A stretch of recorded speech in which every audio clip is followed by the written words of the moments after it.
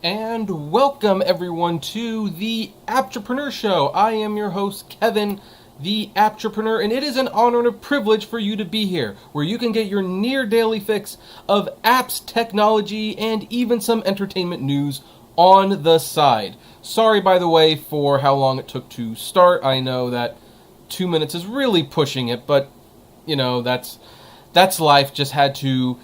There was a comment that I got notified of that I just absolutely had to respond to, and I just couldn't wait. So anyway, again, welcome to the show. Now, for those of you who are new, you know, this is a pretty simple show. What we do is we take a variety of topics and we discuss them, and in between topics, we will talk with you guys, we will answer questions and comments, we'll do a little bit of that at the end. And, you know, we just tend to have a very good time here for the most part. You are, of course, encouraged to ask your questions, to make your comments. They will be answered at one point. However, and also, if you don't want to stay for the whole show, we do cut up all of the stories into individual replays in the following days, except for the main topic, which is what we are going to discuss right now. So, with all that introduction out of the way, let us discuss the main topic. Now, here's the thing. Unemployment has been kind of a touchy subject on this channel since it started. For the record, I believe... Here's the problem. Here's what the problem is.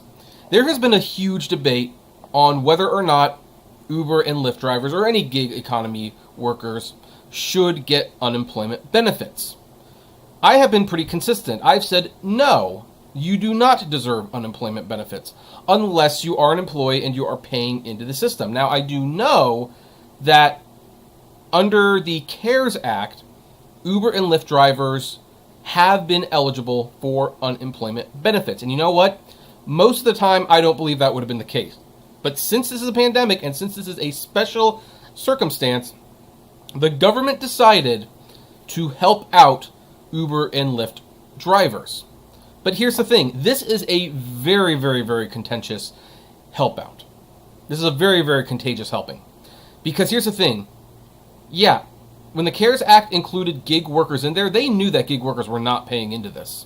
They knew that Uber, Lyft, Postmates, DoorDash, Caviar, Bird, maybe Lime, I don't know.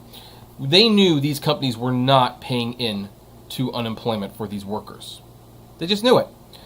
And essentially, when the gig workers were included in the CARES Act, that basically meant that the gig companies got a bailout.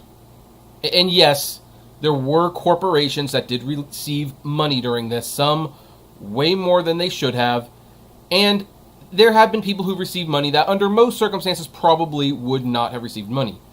Churches, for example, did fall under the PPP program, which was the Payment Protection Program, and churches don't pay taxes either.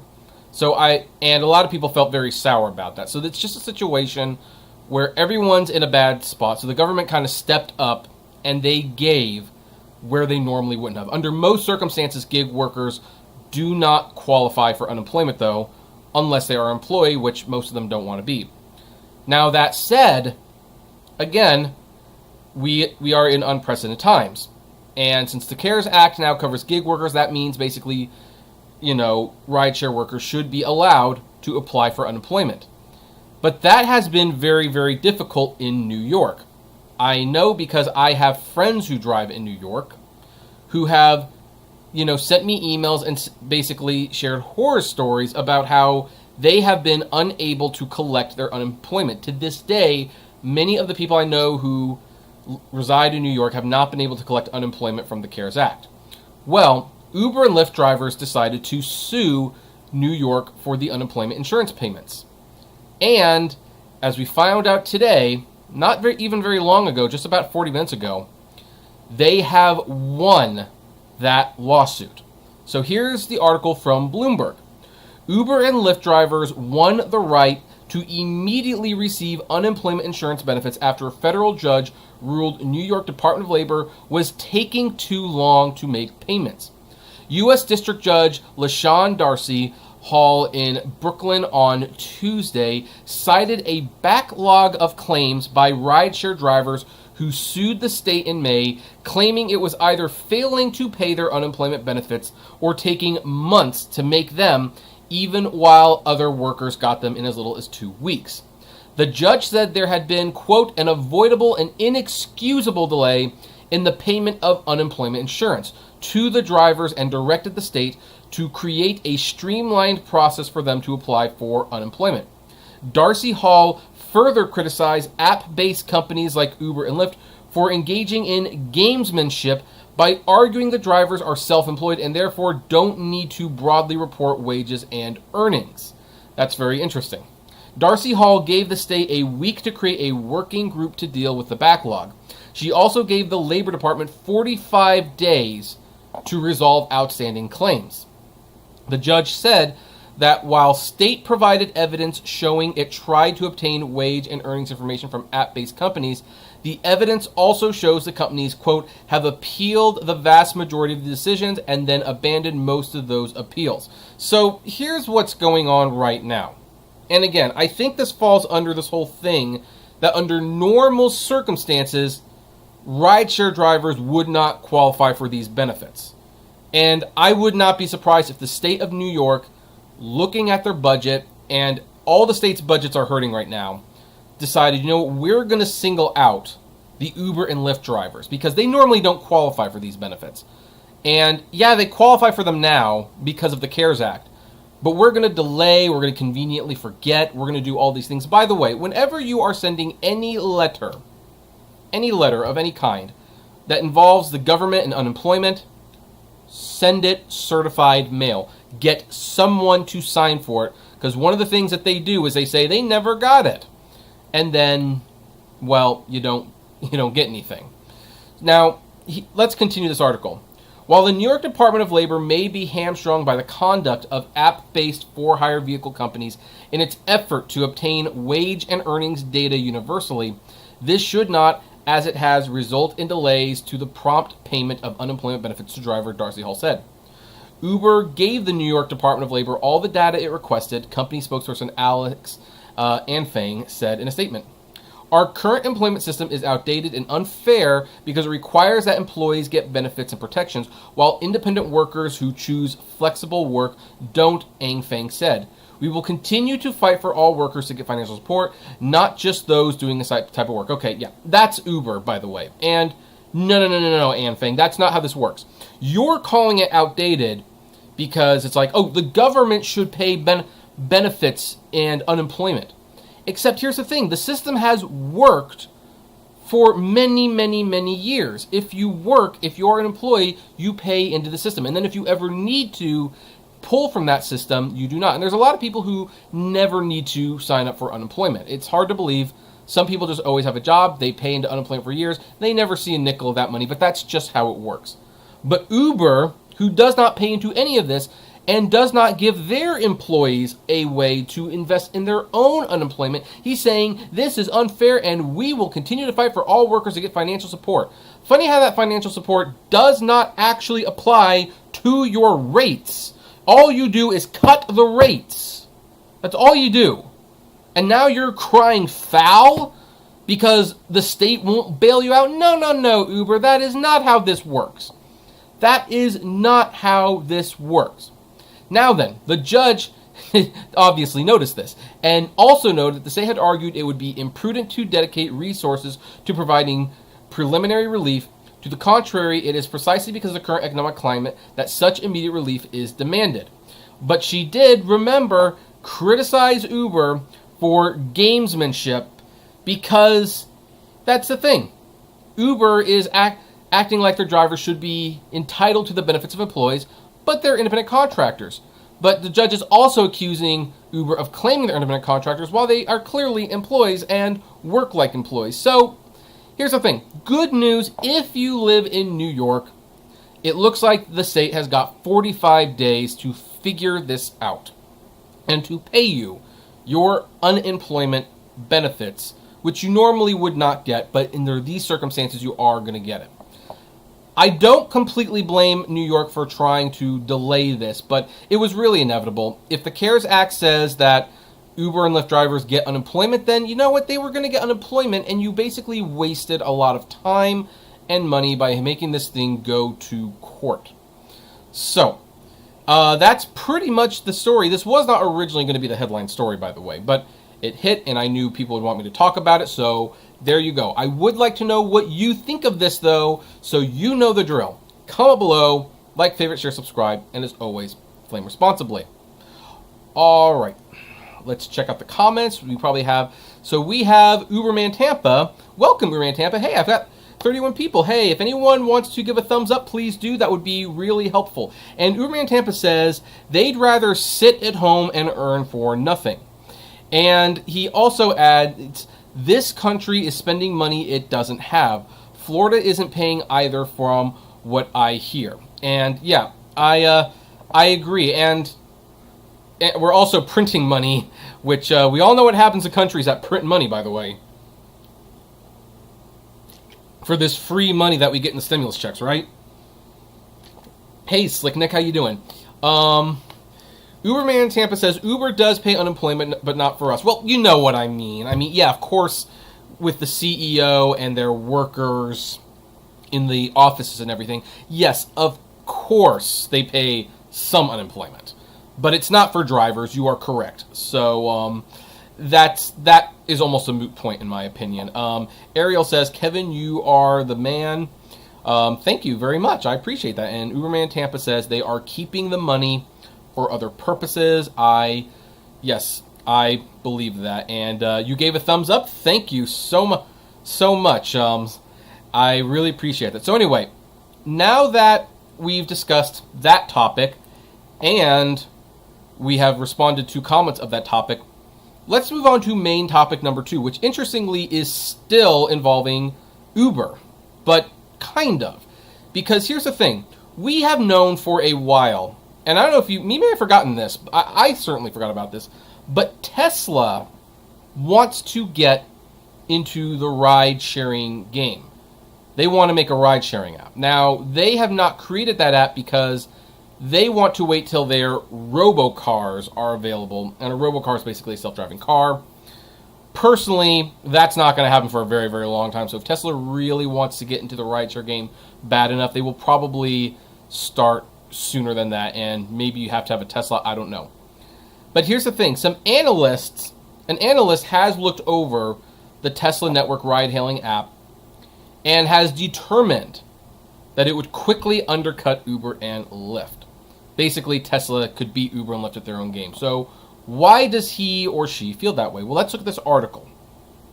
Tesla has, this is from Electric, which, by the way, I love how they spelled this, like Electrek, like it's an electric, like a journey. Anyway, Tesla has been working on its own ride-hailing app, Tesla Network, and now analysts are starting to figure out how to factor it into the automaker's valuation.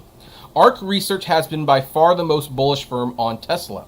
Its investment arm is a Tesla shareholder, and its research has an insanely ambitious $15,000 price target on Tesla's stock, which means, well, if that is true, you might want to get some Tesla stock.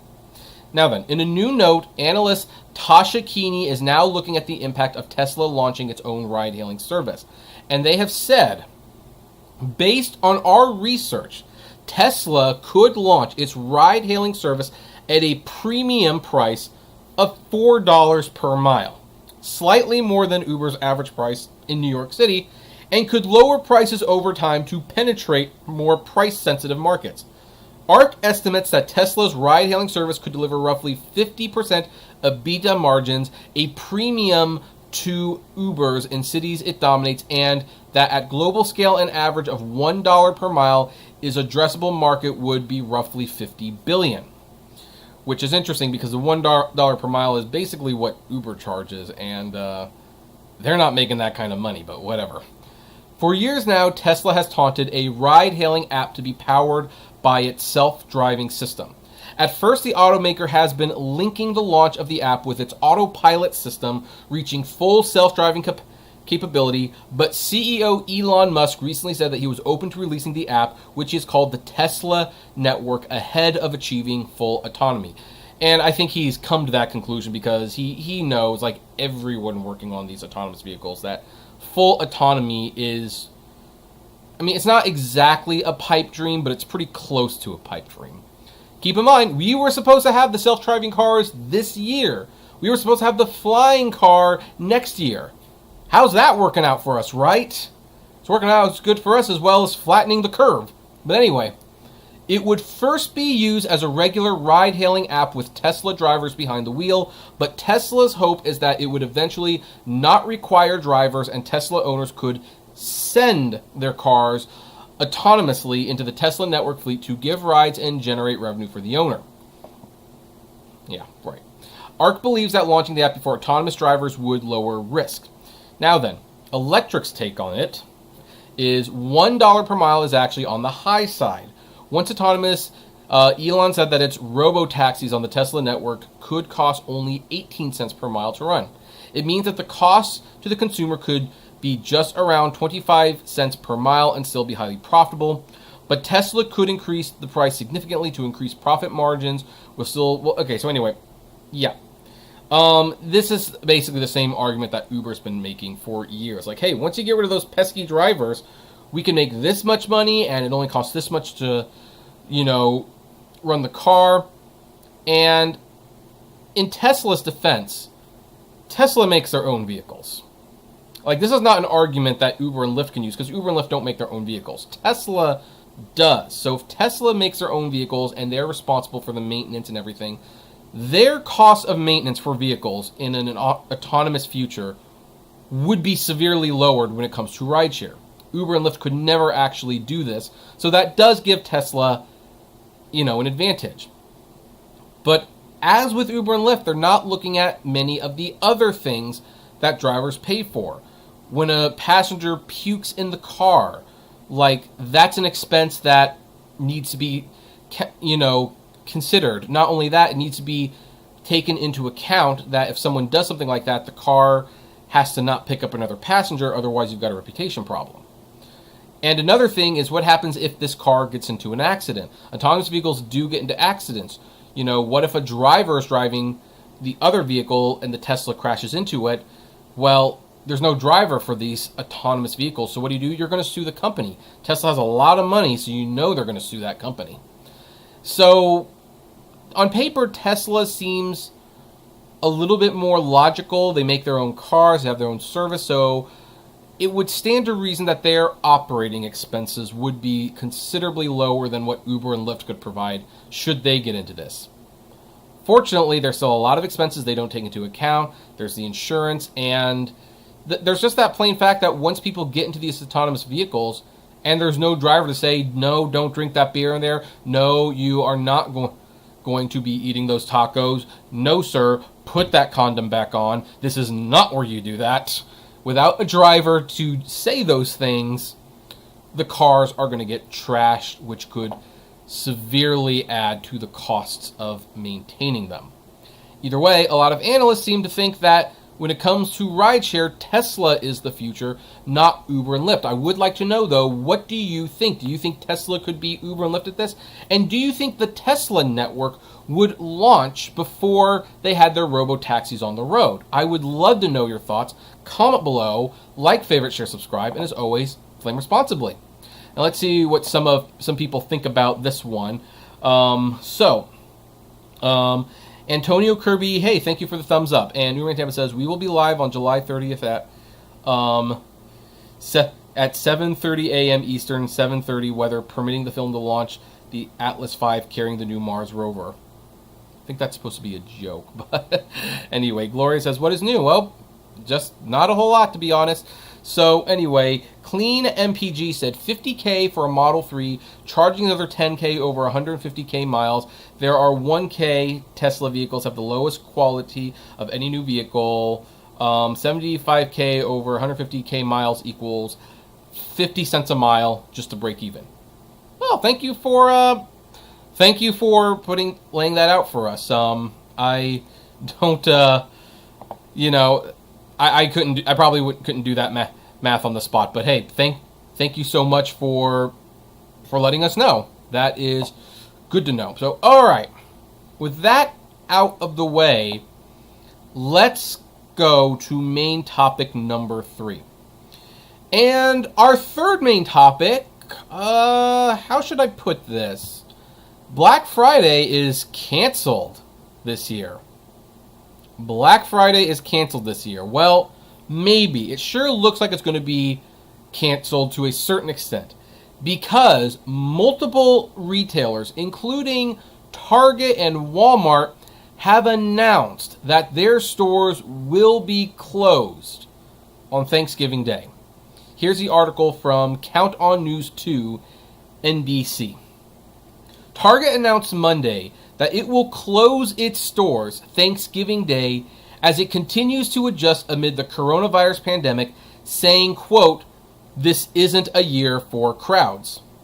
Quote, "This year, more than ever, a joyful holiday will be inseparable from a safe one, and we're continuing to adjust our plans to deliver ease, value, and the joy of the season in a way that only Target can," Target CEO Brian Cornell said in a statement. The Minneapolis-based retailer also said it will expand its contactless same-day pickup and delivery service, making 20,000 more products, including groceries, available for drive-up, order pickup, and shipped delivery. Quote, "The investments we've made in our business and our incredible team have enabled us to move with flexibility and speed to meet guests' changing needs during this global pandemic." Walmart announced last week it will also close its stores on Thanksgiving Day this year to allow associates to spend time with their families. Sam's Club locations will be closed as well. So here's what's going on.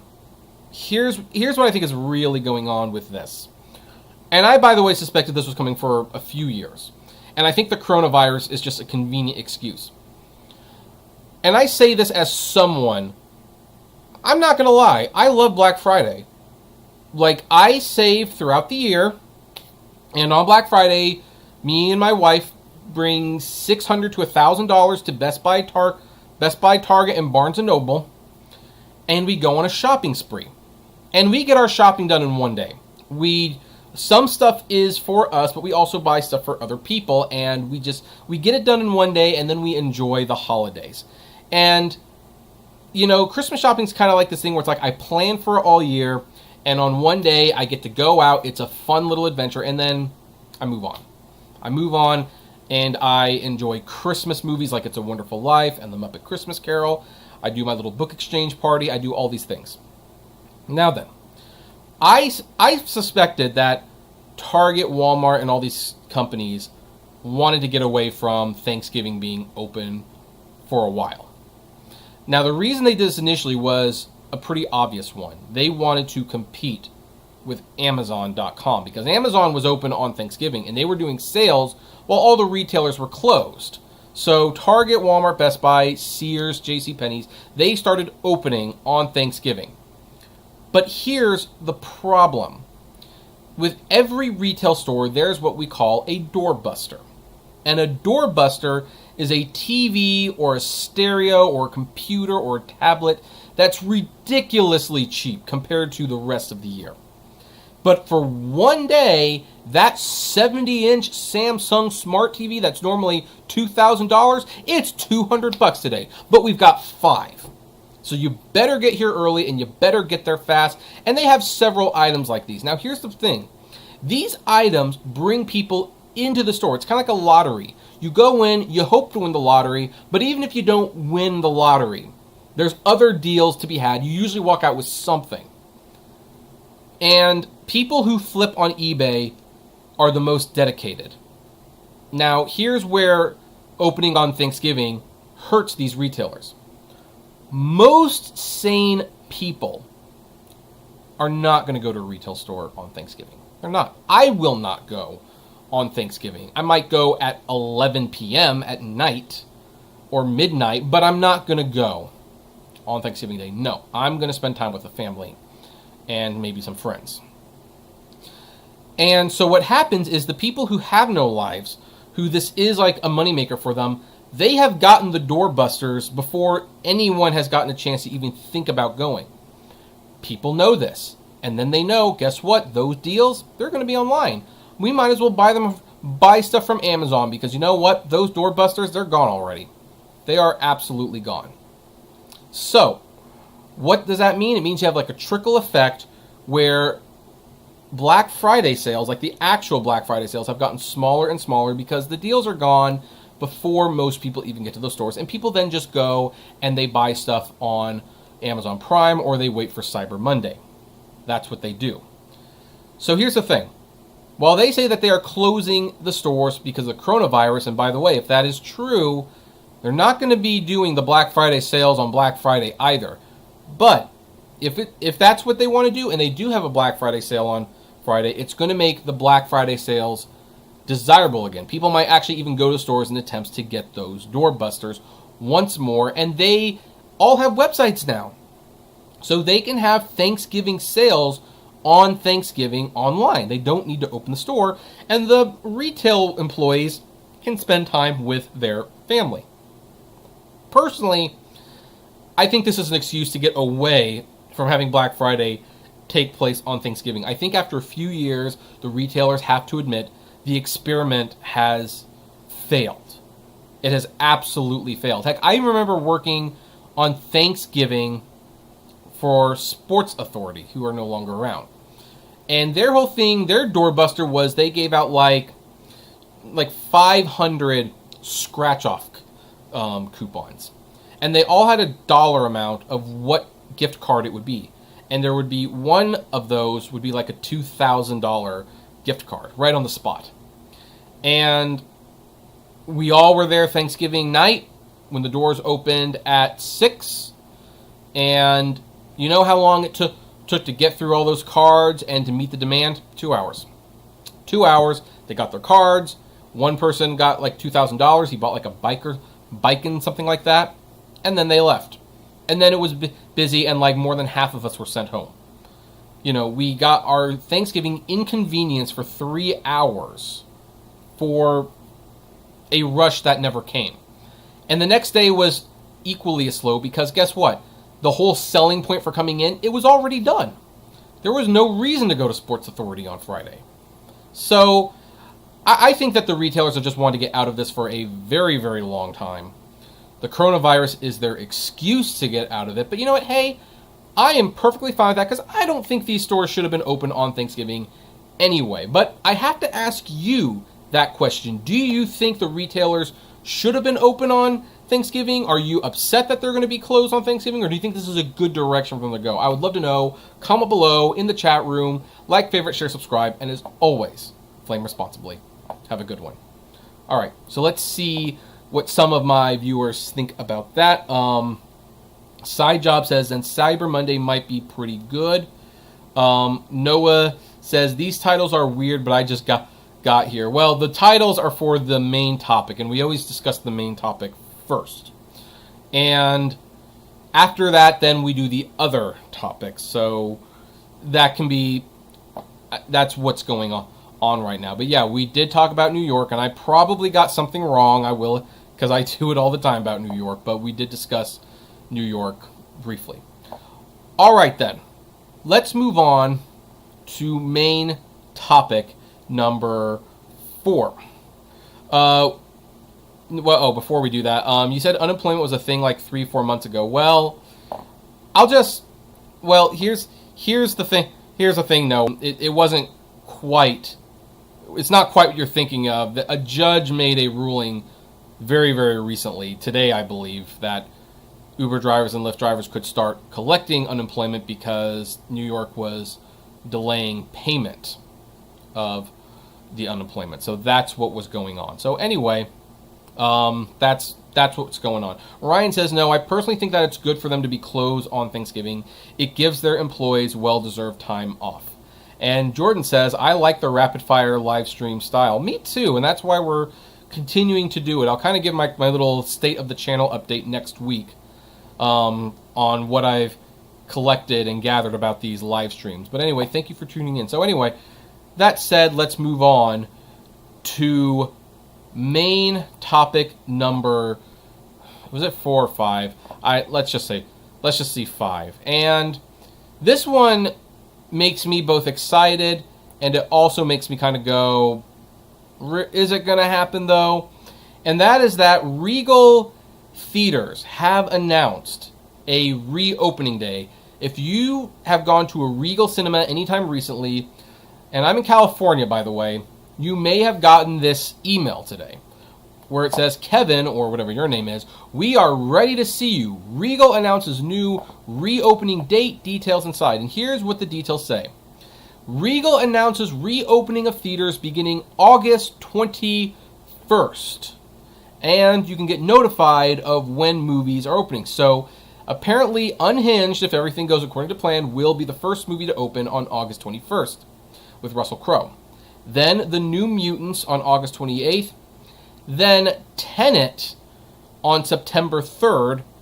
Then The Kingsman, that's, clever, on September 18th. Greenland on September 25th. And Wonder Woman 84, October 2nd. What's not listed here is that there's also supposed to be a 10th anniversary IMAX reissue of Inception on August 21st.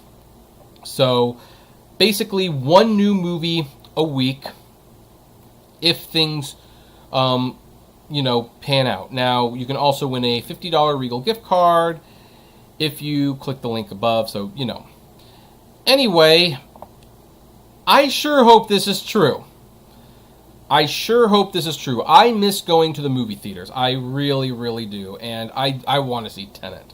Please, everyone, wear your mask so I can see Tenet. I know it's a selfish thing to ask, but I want to see Tenet. That's kind of been the running gag for a while.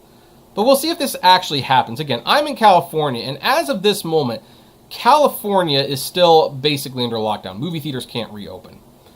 And we do not have this virus under control. The numbers are starting to go down a little bit because of, the lockdowns restarting. And I think despite the anti-maskers being extremely vocal about not wanting to wear a mask, I think most people are starting to get it. Like, hey, you know what? This is ridiculous. Let's just wear our masks. Let's not do some of these things, and we can start getting back to life as we know it. And I think more people are starting to do it.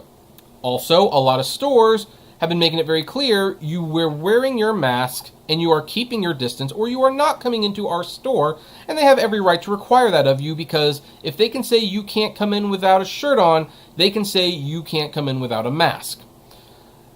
But August 21st, will it actually reopen August 21st? You know what? I don't know if in California we're going to be open, the theaters will be open, but I think the movie theaters have basically picked this date. They can't stay closed forever. There will never be a perfect time to reopen. It's going to basically be like a crapshoot from this point on, because some counties and states might have to reclose, some can reopen. They'll just have to open things back up.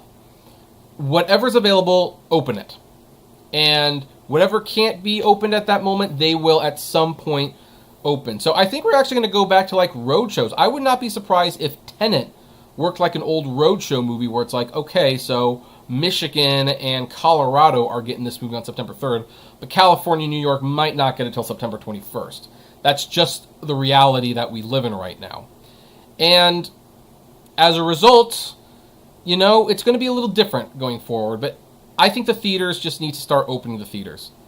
And I think Tenet might be the only big budget movie, though, that's going to be released in the next few months, because there's basically going to be rotating chairs for a while. Unhinged, New Mutants, Kingsman, Greenland, these are all movies that are fairly low budget and they can play for a while, and they could just kind of roam around until things get back normal. Wonder Woman, I think, will be delayed till next year, because I think Warner Brothers will want to not blow two of their big budget releases in the next month. So that's what I personally think. But I would like to know, what do all of you out there think of this? Do you believe that the movie theaters will be open on August 21st? Do you believe that? Or do you think they should be opening on August 21st? Would you risk your life, so to speak, to go see Tenet or Wonder Woman or Unhinged or something like that? I would Love to know. Comment below. Like, favorite, share, subscribe. And as always, flame responsibly. Have a good one. Now, let's look. Let's see. Ryan says, Tenet might come out 8 days before my birthday. I'll have to see it on my birthday. If it does, just like I saw AMC showing of The Little Mermaid on my birthday last year. Yeah, well, here's the thing. Me and my wife, because we really want to go back to the movie theaters, but we also know that movie theaters aren't the safest place to be. Now, here's the thing. If they sanitize after each showing, and if they space people out, and if everyone wears their mask except when they're eating popcorn or drinking their soda, I believe it is as safe as can be. That's what I'll say. I believe it's as safe as can be. Will people actually follow the rules? I don't know.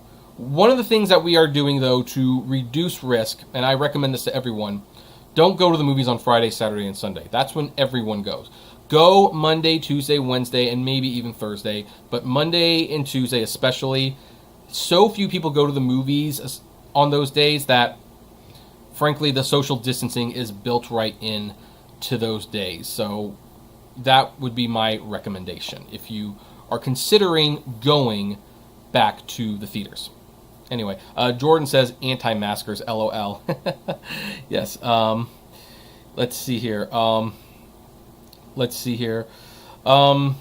Anyway, do you think that Soul might be delayed until 2021? I think it will. On the other hand, I don't think in November, so I don't know. Slick Nick says, I would wait a little bit. All right. And Noah says, enclosed environment with recirculated air sounds bad no matter how many people are there. Well, you got me on that one. That's it's probably I don't know. I mean, I guess the other thing they could do, but this would be a distraction. They could put some fans at one of the exits and kind of blow the air out, but that could be a distraction. So I don't know. Slick Nick says, my girlfriend and I would go on Tuesdays or Wednesdays. That's what I recommend. Also, Tuesday is the discount ticket day, so, let's see here. And Mohammed says, think retailers should close on Thanksgiving. Workers should be with families. Only time I waited was 2 hours in 2012 to buy an iPad for my son. I buy other things on Friday after. Well, that's the other thing, though. If this is truly because of COVID-19 and we don't have this thing under control on Thanksgiving, then it's going to be a pretty sad Thanksgiving, because one of the ways that the virus is spreading is through family gatherings. So if we don't have it under control by Thanksgiving, I don't think the government will mandate it, but they'll request people don't have Thanksgiving this year. Don't have other people over. You just can't. I really hope that's not the case. I would love to go over to my sister-in-law's house on Thanksgiving, see the nieces, eat ham, watch the guys watch football, because I don't really watch football. I don't know. So anyway, folks, we have 2 more topics to discuss. 2 more. One of them involves... Actually, no, they both involve Amazon now that I think about it. So the first one's going to be fairly quick. This is going to be a fairly quick one, but here's the thing. Today, on the 28th, was the day that Shaman King, series that I like quite a bit, was supposed to completely go on Comixology. Now, I have discussed Shaman King on this show because when they made the announcement that it was going to be a Comixology exclusive, which Amazon owns Comixology, I was concerned because I don't like the idea of a company buying the exclusive rights to a book series to get you to buy into their ecosystem. And I would hate it if Barnes & Noble did it. I would hate if Kobo did it. And, of course, I really hate it if Amazon does it. Well, we do have a couple little updates on that. First of all, the Shaman King series will receive new books. They will be released in new omnibus books, which are 3 books in one, starting next February in 2021, and they will release the first 2 omnibus books on day 1. So I'm looking forward to re-owning them in print form. But here's the other thing. The digital release, which was supposed to have a massive drop today, all 35 books, 3 of them which have never come to America before, have been delayed. According to Kodansha US Publishing and Comixology Originals, they have said is delaying the main series to give Shaman King the production quality it deserves and its fans the best possible manga experience. The company is also delaying the spin-off so that fans can get the complete experience of Shaman King without the fear of spoilers or narrative confusion. Now, they mention quality control, so I don't know 100% what this means. It could just mean that as they were reading the books, kind of doing like their little proofreading, if you will, that they realized the translation was not up to snuff. Maybe there were some errors in there, maybe didn't read as well as it should have, because, you can literally translate anything, but a literal translation rarely comes off as natural to an English speaker. I remember when Kodansha, when they first released the Sailor Moon manga in America, after Tokyo Pop had gotten their hands, lost the license, everything, they did kind of like a rush translation job, and they did like a direct translation. And it was readable, but it wasn't very pleasant to read. And so when they did the Eternal Edition, they basically did like a from the ground up retranslation. It reads much smoother. Maybe they did something like this with Shaman King, read it, realized the disaster that they had, and said, we'd rather delay it a little bit and get this right. Another thing they could be doing, and this is what I'm a little concerned about, is they could be censoring the book. Because the original Shaman King series was censored in America. There were a couple things particularly. There were these little tanuki spirits who had little tanuki balls and peed on characters and stuff. That was turned into like a hose in the Shonen Jump edition. There was a graveyard scene where there were like crucifixes and other religious symbols that were removed in the other one. And then finally there is a black character who has, and it's a black and white series, but he has like big lips and he looks very, very minstrel, if you will. Now, I am not in favor of censorship of any kind, although on that last one, I would certainly understand why they would want to do that. I mean, if they wanted to change that, okay, I totally understand. I mean, because that's a pretty ugly image in America. It's not ugly in Japan, but it's ugly to us, and we have to respect that too. The other things, I would be a little bit more disappointed if they changed, so I don't know, because here's the thing. The original edits were done by Viz Media. Kodansha got the original artwork, so it could be one of two things. The translation either wasn't up to snuff, or they looked at the artwork and they realized that some of the images might be offensive, and they are going to take some time to alter those images. I personally hope it's the first one, but it could be the latter one. Anyway, that's the update. At least Shaman King is coming back to print form, and it's not going to be an Amazon exclusive forever. I would like to know what all of you think about that, though. Comment below, like, favorite, share, subscribe, and as always, flame responsibly. Now then, probably no one's commenting on that one. Jordan says Thanksgiving on Zoom. Funny. So anyway, folks, we are now at the final main topic today. And the final main topic involves Amazon in a much more serious light.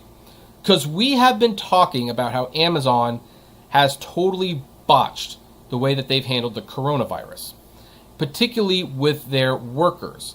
When they first came out, they were going to say, hey, we are going to provide masks, we are going to provide gloves, we are going to do sanitation, and then they didn't do that. They did not implement social distancing. Their warehouses became hotspots for people to get sick, and then they started firing people for speaking out against bad safety measures. That's what's been happening. Well, anyway, New York has already decided that they were going to be probing Amazon over the firings of the whistleblowers. And today it was announced, or yesterday really I should say, that California is also going to probe Amazon worker treatment during the pandemic, as a court filing shows. By the way, Peacock, it's free as a bird. I have to admit, that's kind of clever. Anyway, from CNBC, California's Attorney General and state and local agencies are investigating whether Amazon has taken adequate steps to protect its workers from the coronavirus pandemic, according to a court filing on Monday. Attorney General Javier Becerra's office, California's Division of Occupational Safety and Health, and the San Francisco Department of Public Health have, quote, all opened investigations into Amazon's practices around the pandemic. San Francisco Superior Court Judge Ethan Schulman wrote in his filing. Chiomi Brent, described as a picker who fills orders at San Francisco's fulfillment center, filed a lawsuit on June 11th, contending the world's largest online retailer has put workers, quote, at needless risk. The lawsuit alleges unsafe practices such as having workers share equipment, such as freezer suits, and failing to allow extra time for safe social distancing. I believe all of this, by the way. The Attorney General's office declined to comment, and Amazon and other agencies did not immediately respond to requests for comments. Schulman refused to issue a preliminary injunction that would have closed the warehouse until more precautions were taken. He said Brent had failed to show risk of imminent harm, and her concerns would be better handled by a government investigator. So that's a win for Amazon, a temporary one, but a win nonetheless. Now then, SFDPH told Schulman that Amazon's practices at the San Francisco facility had improved between visits on July 7th and July 16th, while Cal OSHA told the judge its investigation is ongoing following a July 14th inspection. So you're getting conflicting reports on whether or not Amazon is actually being safe. So Amazon has faced these criticisms. We've talked about it. This is a distribution center next to a freeway in Fontana, California. So here's the thing. I think it's only a matter of time before Amazon gets in trouble with something regarding this pandemic. Amazon has never had a great safety record. They have been caught with having more accidents at their warehouses. In fact, when a report came up that showed that accidents at Amazon warehouses were far higher, like a good 30% higher than most warehouses, Amazon said, well, that's because we report every little thing that happens. Yeah, of course, that's what you do. You have to do that. You're not being a good-natured company by doing it. You have to report these things. And that's not the problem. The problem is that they're being reported and they're much higher than they should be. So it stands to reason, from my perspective, and I just think Amazon's a horrible company in general, that during the pandemic, when employees start saying, hey, they're not having a social distance, they're not wiping us down, they are firing us when we complain about health and safety issues, they are making us share equipment. I totally believe it because it seems like stuff that Amazon would do. And keep in mind, Amazon has benefited more from this pandemic than anyone. More people bought stuff on Amazon than ever before. And so Amazon, if they were to actually implement social distancing guidelines properly, they would never get that stuff filled. And then people might get pissed at Amazon because they're not getting their stuff on time. So I would not put it past Amazon to actually not play rules loosey-goosey and not be as safe as they should be, because get ready, because guess what? Then they won't get their stuff shipped out on time. So anyway, all right. Anyway, so that's where we are heading, going towards Amazon. I think they will get caught at one point. So I would like to know what you think about this. Comment below, like, favorite, share, subscribe, and as always, flame responsibly. Now then, folks, and Ryan, you're going to especially appreciate this. That was supposed to be the last video, but I noticed a headline while I was reading that last story, and that's why I kind of fluttered a little bit. And I think I'm going to talk about this now. This is kind of going to be like a live reaction, if you will, to a certain extent. But apparently AMC Theaters has struck a historic deal with Universal, shortening number of days films need to run in theaters before going digital. This broke 3 minutes ago. So let's look at this. The feud between AMC Theaters and Universal Pictures, which started over the video-on-demand release of Trolls World Tour in March, is over. On Tuesday, the two companies announced an agreement that would see AMC show Universal films on the big screen once more and grant Universal a smaller theatrical window so it could make its titles available on demand sooner. As part of the deal, Universal and Focus Features must play movies in cinemas for at least 3 weekends or 17 days before releasing those films on premium video on demand platforms. That is short. That is extremely short. Typically, theaters would have the exclusive rights to films for 90 days. Quote, "The theatrical experience continues to be the cornerstone of our business," Donna Langley, chairman of Universal Films Entertainment Group, in a statement Tuesday. "The partnership we formed with AMC is driven by our collective desire to ensure a thriving future for the film distribution ecosystem and to meet consumer demand with flexibility and optionality." The quarrel between AMC and Universal started in March. Due to growing concerns over the coronavirus pandemic, Universal released Trolls World Tour in theaters and on demand on the same day. In April, NBC Universal CEO Jeff Shell touted the digital success of the film and suggested the company would do more simultaneous release in the future. Movie theaters operate best when they have exclusive access to blockbuster films. Exhibitors were already feeling antagonized by the initial Trolls release and the fact that their theaters had recently been shuttered.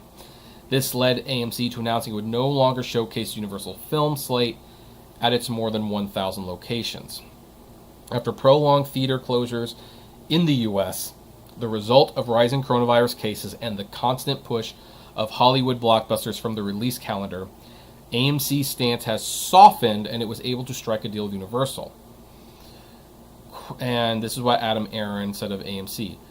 "AMC enthusiastically embraces this new industry model both because we are participating in the entirety of the economics of the new structure and because premium video on demand services creates the added potential for increased movie studio profitability, which should in turn lead to greenlighting of more theatrical movies."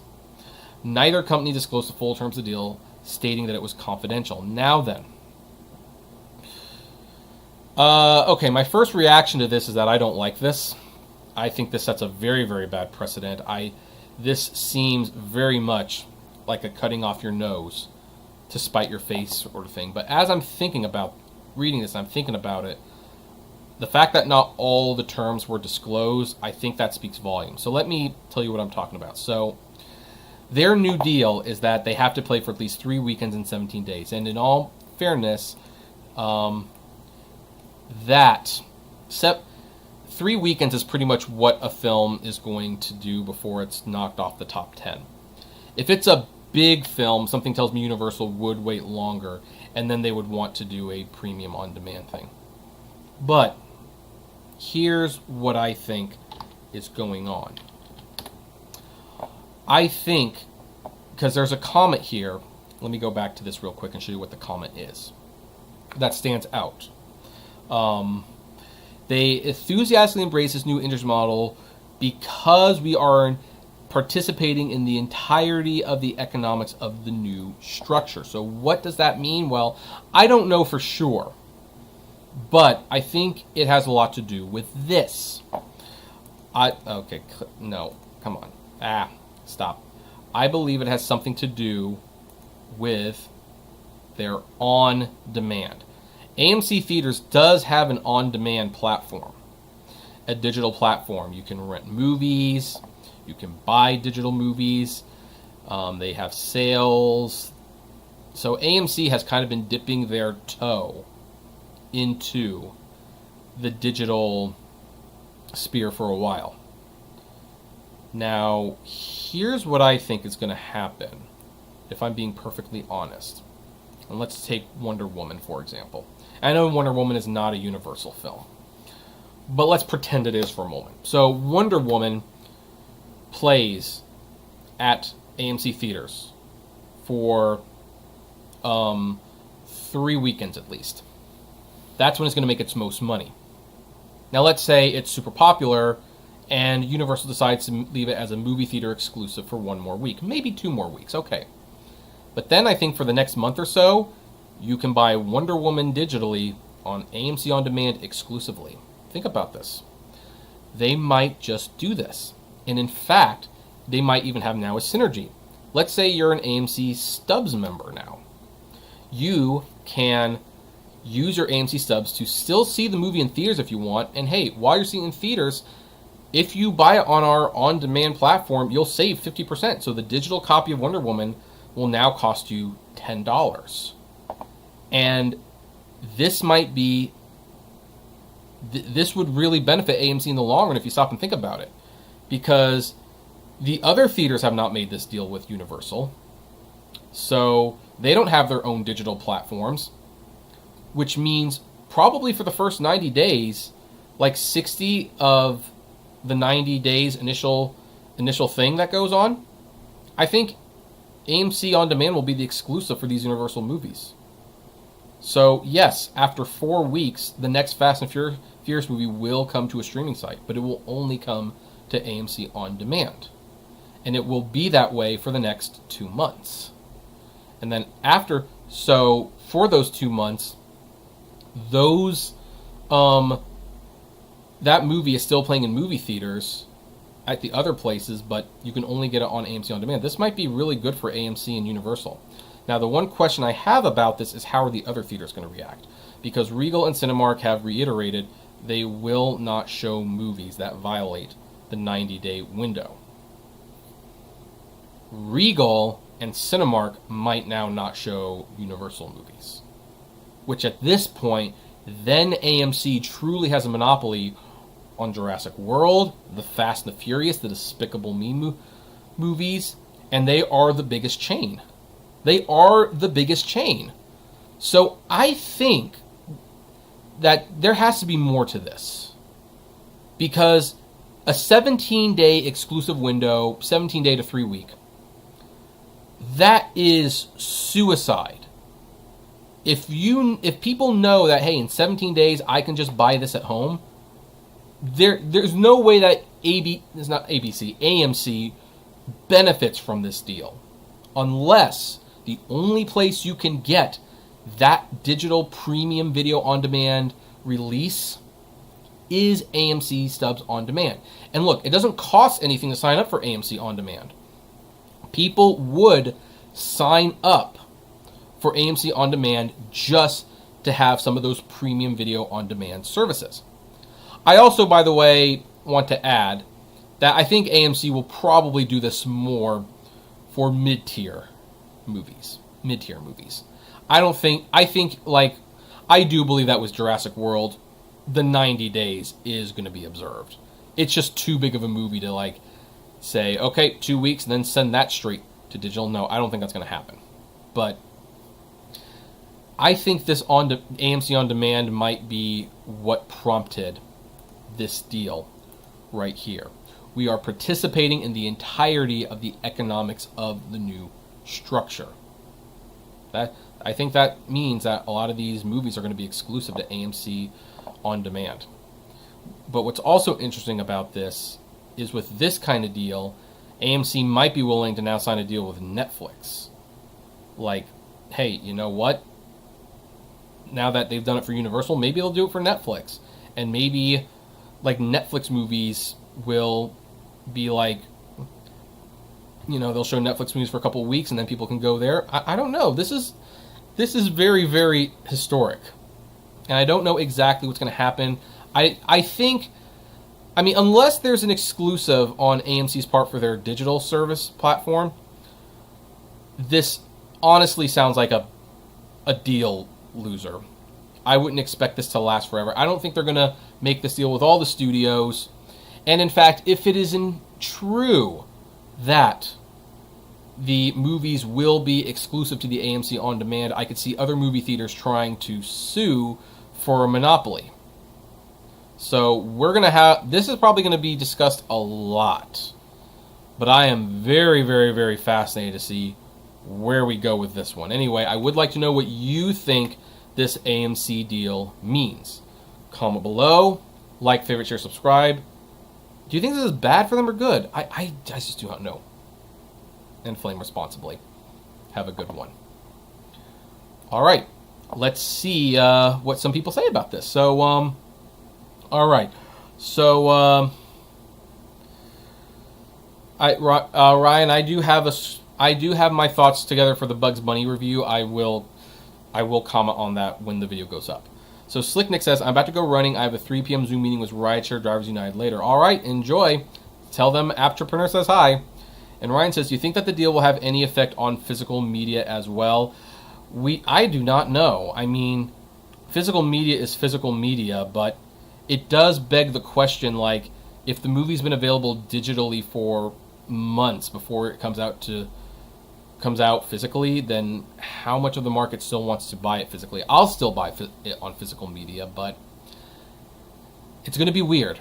Well, and RBX is waving hi. Hi, RBX. So anyway, that is where we are going to end today's episode. That was a lot to talk about today. Anyway, I would like to know what you think about all of this. You know the drill. Comment below, like, favorite, share, subscribe, and as always, flame responsibly. Have a good one.